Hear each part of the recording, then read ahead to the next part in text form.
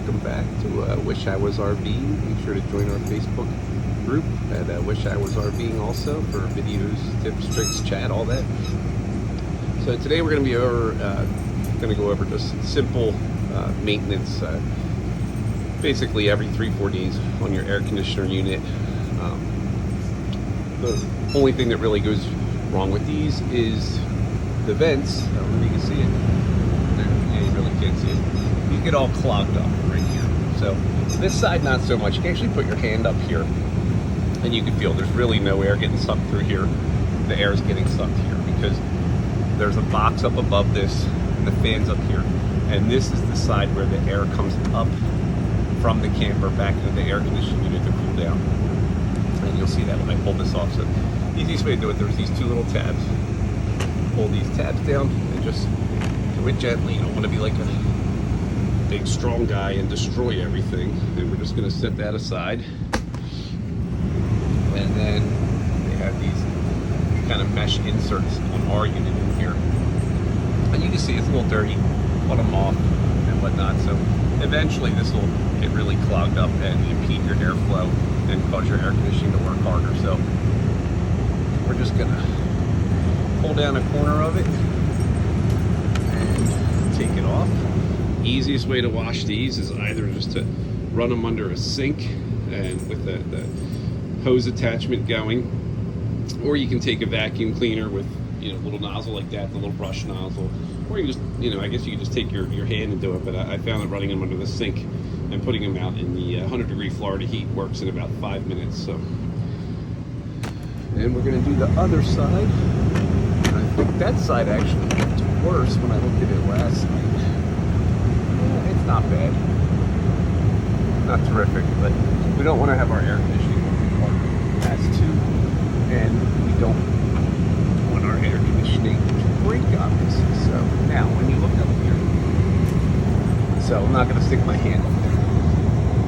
This side of the box is, and it's really hard to see up there, but this side of the air conditioning box is where the air is getting sucked up into the air conditioning unit, which is why when you're looking at it, there's no stuff on this side of the vent because this is what's up here.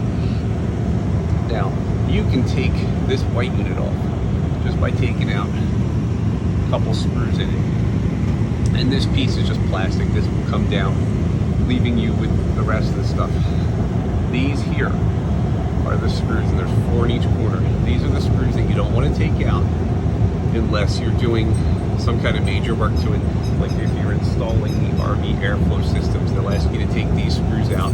This whole metal piece comes down. That's what connects. You can see there's screws that go from here all the way up to the top of the air conditioning unit, and that's what holds both parts together. So that's why you don't want to have these loose, and you do have to tighten these if you take these out. And I believe mine are 19 inch pounds, not foot pounds. Do not confuse the two. An inch pound is different. You have to get it. You can't use your standard torque bar. You have to go get one. I bought one at an auto store that does inch pounds, and it's kind of old school. You just turn it, and it's got like a little metal lever that turns with it when you get to the required inch pounds.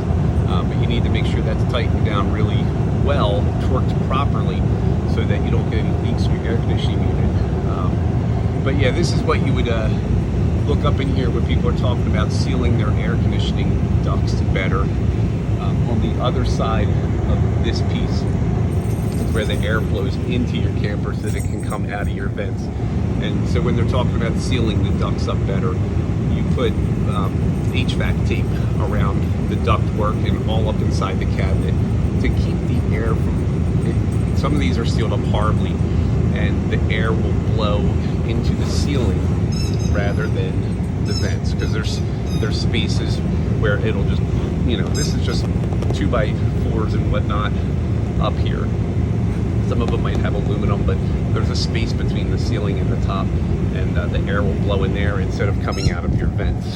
So we'll do a more detailed video on that one day when I install the RV airflow system. But anyway, that's pretty much how to get your vents down to clean them. You can see it's a little dirty up here. You just take a vacuum cleaner and vacuum all the dust up here off. It's never going to be dust free.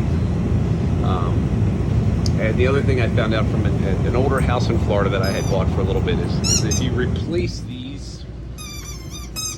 you replace these with something that's a little better at filtering, once again, it does hinder your air conditioner's ability to work because it's working harder to pull air through a thicker filter, a better filter.